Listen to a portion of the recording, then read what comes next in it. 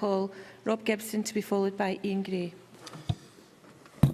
Thank you, Presiding Officer. It's my pleasure to support the arguments in the paper today and to point out that in particular I wish to comment on the work of the Crown Estate. Now, it's taken us decades to get to a stage where we can see issues related to the Crown Estate being devolved. We've seen the devolution of planning powers to local authorities, which took nearly a decade to achieve.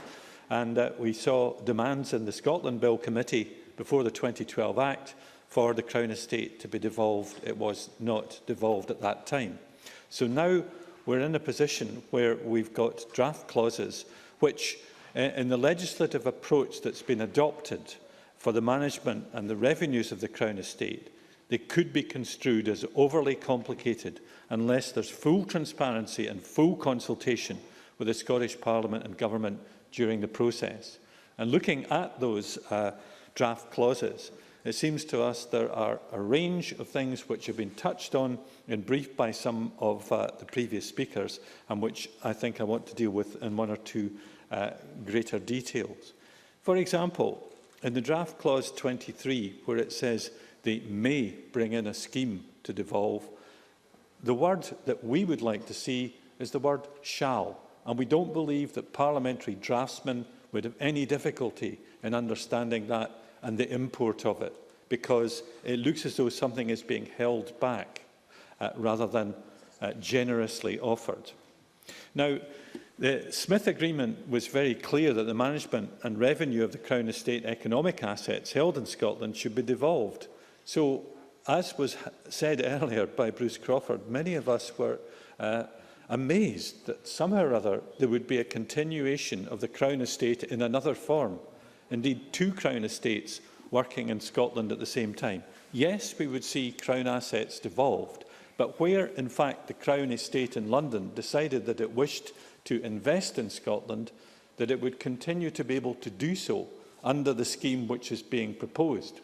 So the committee was quite clear in saying that if there were to be a non-devolved Crown Estate, and we think this is a ridiculous concept, but if there were, then any of the profits that came from the investment in Scotland should accrue to this Parliament and for the Scots to decide how to spend them. Yes, Mr MacDonald. Briefly.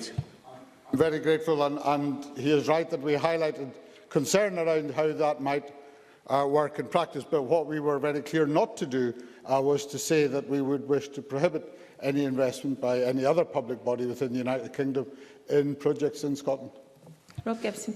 Well, thank you very much for that, but it still stands that we want to see our fair share of any profits which come from those, and that has been stated in our report quite categorically.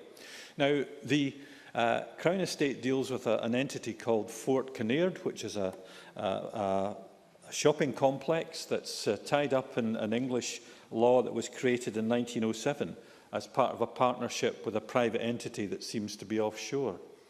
We're very unhappy about that continuation, and we also think that any profits from that should be shared from those assets in Scotland with the Scottish Parliament. Now, the coastline of Scotland is estimated to be around 10,250 miles. The Ordnance Survey has said that the coastline of Britain, that is GB, not Northern Ireland, is about 19,491 miles. Scotland has an inordinate importance of more than half of the coastline of Britain to make sure that we are able to apply the policies of this government to be able to decentralise control over Crown Estate assets and so on. And therefore the Crown Estate is inordinately important to the Scots compared to what it is in the rest of Britain. And in that respect, we believe that at the earliest opportunity we should have the chance to look at the Our Islands, Our Future initiative and make sure that that devolution continues. But that is not contained in the draft clauses at the present time, but but it is a commitment from the SNP government, as I understand. The committee believes that there's scope for some communities for further devolution of the management of certain economic assets, such as harbours and port authorities and local marine interests and experts. So we've got to find ways to include these in further discussions, but that's beyond what Smith was talking about, and certainly far beyond what was being discussed with regards to the draft clauses. So we recommend that the Scottish Government keeps this and other committees in the Parliament up to date with the discussions with local authorities and others about their interests in taking on these powers. My own committee, the Rural Affairs, Climate Change and Environment Committee, has been bringing the Crown Estate Commissioner and his officers in Scotland into our Parliament each year to tell us about their activities, and that will allow us to interrogate their activities in greater detail. I would suggest to you, Presiding Officer, that the report provides a model of clarity about the things that require to be cleared up. A memorandum of understanding about issues related to UK interests in Scottish waters is another of these. But, Presiding Officer, fundamentally in conclusion, the issue about the staff in the Crown Estate is of considerable concern to us, because it becomes very obvious that they need to be accommodated in the approach of the Scottish Government to using the Crown Estate's powers, and that their expertise should be recognised and utilised, and some clarity given to them about their future.